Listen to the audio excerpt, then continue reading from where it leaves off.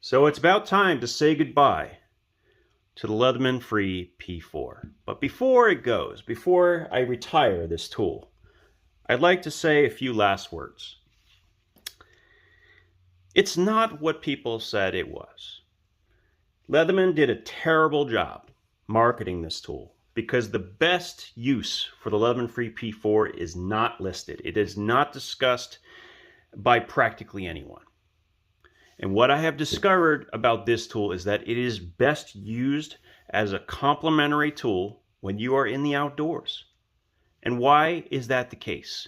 Well, you have a one-handed accessible blade, but you also have a one-handed accessible blade for your offhand. So if you have something in your primary dominant hand you can't let go, you have quick access to another blade. Number one.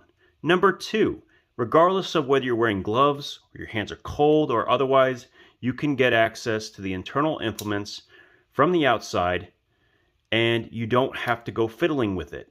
This is a big thing, especially when you're trying to juggle multiple items at the same time.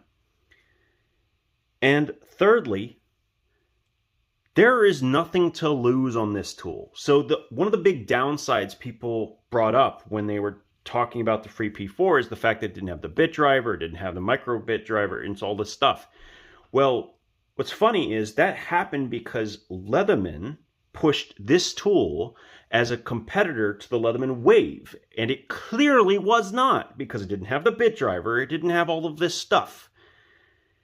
And so they shot themselves in the foot convincing people that this was a replacement for a different tool that it clearly could not replace, instead of treating it like something completely different and marketing it to people who actually might have used it and really enjoyed it, which I think came down to also new users, because number one, the blade and the lock, your fingers never come in front of that blade when you disengage it. This is a very, very good locking system. In fact, it's probably the most secure locking system they have ever created. Okay? The way this locks into this blade is incredibly secure. And because of the way it's actuated, your fingers never go in front of the blade. But this is not priced for a new user. 120, 130, or what was it? 120, 140, and now they're 130, 150? No. Disconnect. There was a disconnect. This could, as it sits, be a great tool for a new user at maybe the $80 price point. And that's never going to happen with this tool. It can never get that low. But the truth is, they would potentially be good for that person because it has the usability, the enjoyment factor, that sort of fidget factor, ballast song action that could get people hooked on carrying a multi-tool every day. But they just can't reach that market because that market is not willing to spend $140 or $150 on a multi-tool. Unfortunate, really unfortunate, because it is a very cool multi-tool. Outdoorsmen and new users, none of the people that these tools were originally marketed to, and the fact that they had magnets pretty much excluded a large group of individuals from purchasing these, such as, I don't know, anybody who works with metal or metal shavings. The magnets were a problem, and everyone who has had one in those environments has become frustrated with the fact that they have to continue to clean the metal shavings out of their tools. Even though that was the number one question asked of the rep at the time, he's like, no, it'll be fine. Well, it wasn't fine. And that was a huge mistake. And it was partially because they continued to say, it's going to replace the Leatherman Wave. And it didn't do that, obviously. Now, you know what? I guess it's frustrating because on some level it's genius. This tool system, the way the lock works, You know, the ease of access, the one-handed usability in so many ways. It's really, really well designed, but just not marketed right. Just not marketed right, and not completely fleshed out. And when we see the newest tool, which we just talked about, it becomes obvious that they could have created, that could have been the release for the free P4. That tool could have been the free P4 and wasn't. And it's too bad, because they ate a lot of their resources developing this tool, not getting the sales that they thought. And now they're kind of got their backs against the wall for this next tool coming out. The question is, are people going to give it a shot?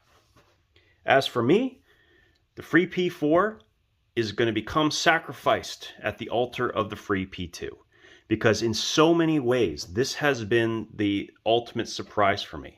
I have found myself carrying this in some ways more than my Leatherman Signal, and I can't quite nail down why it is, but there is definitely some enjoyment factor with how easy it is to manipulate this tool. And I don't know what it is. But that being said, it's not perfect. It will be, though, when I'm done modifying it. The first thing we're going to do is replace this god-awful partially serrated blade. And yes, it's dirty because I just used it for opening packages at the grill, so sue me. But you can see I have actually flattened those partial serrations because they were so deep. They couldn't be pulled through things. They were just not functional serrations. And it's kind of silly because the serrations on the free P4 are phenomenal. This is probably the single best serrated blade they have ever made. Ever. And yes, I did modify it so that it could drill monstrous holes. But truthfully, this was an incredible partially serrated, like fully serrated blade. And yet they somehow made these serrations, and it's true of all of them, like ridiculously deep. I don't get it. Either way, we're going to sacrifice the free P4. We're going to replace the blade, and we're going to do a couple other things. We're even going to replace the scissor with another long implement. But I'm not going to spoil what that will be until we get to that video. So, sayonara, farewell to the Leatherman Free P4, at least in my collection. It's still going to end up being good for people. I think there's still a group of people that are going to love this tool. And I've stated who they are, but I think they're probably going to end up getting them when they're cheap, secondhand or whatever, and loving them. But loving them because they were the right tool at the right price. $150 is definitely not the right price for the clientele, for the people who would want this as a backup. Not when there are not as good, but decent secondary options at almost half the cost.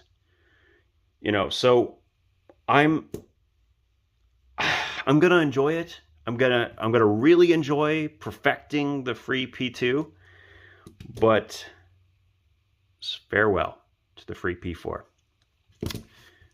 So that's all she wrote for the free P4. The next time we see this tool, we're going to be breaking it down into pieces and hopefully perfecting the free P2. You guys have a great night. We'll talk again soon.